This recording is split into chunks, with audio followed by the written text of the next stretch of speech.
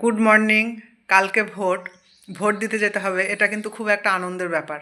Vote দেওয়াটা বেশ, আমার তো খুব ভালো লাগে। তোমাদের কার কার ভালো লাগে একটু জানিও।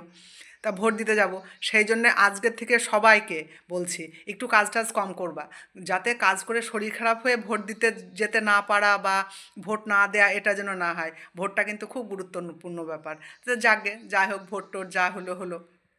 আর দিদি নাকি বলেছে ভোটের দিন রান্না করতে না, পান্তা ভাত করে রাখতে। তাহলে সবাই রান্না করে ভাতে জল দিয়ে রাখবা। আর আমার দেখো কি করেছে আজকে, সকালবেলা উঠে টোটাল ফাঁকিবাজি। এ দেখো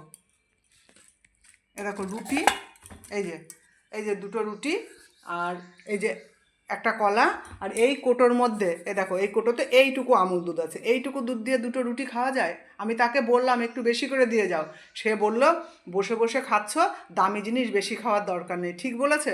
তোমরা একটু কমেন্টে জানিও তো যে এই কথাটা ঠিক বলেছে নাকি। এই যে দেখো, দেখো কতটুকু, দেখো কতটুকু, দেখো আমুল দুধ, এই দেখো, এই যে এইটুকু, এই দেখো, এই দেখো, দেখা যাচ্ছে? এইটুকু আমুল দুধ দিয়ে আমাকে এখন রুটি খেতে হবে। এই সব করে গিয়েছে। যাকে যা করেছে করেছে, তাই মেনে নিতে হবে। তাহলে আসি, বাই।